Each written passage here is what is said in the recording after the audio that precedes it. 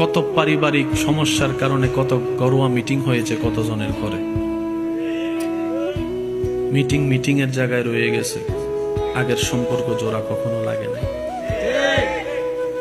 করুক না, করতে দেন। আপনারই তো ভাই, আপনারই তো বোন, আপনারই তো স্ত্রী, আপনারই তো স্বামী। বান্দাটা তো রবের। একটু শুয়ে যান না, একটু ধৈর্য ধরুন।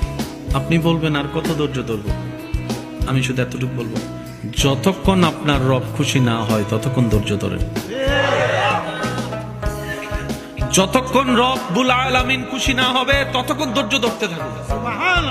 কারণ যখন আপনার রব আপনার উপর বয়ে যাওয়া তুফানে আপনাকে ধৈর্যশীল হিসেবে রব দেখে আপনার উপর খুশি হয়ে যাবে।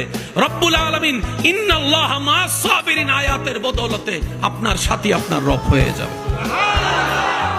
আপনাকে যদি রব সাথী বানিয়ে নেয়, বন্ধু বানিয়ে নেয়, কাছে টেনে নেয়, এরকম হাজার দুশমনী তো অনেক ভালো, যে দুশমনীর পরে আপনি রবের বন্ধু হবেন।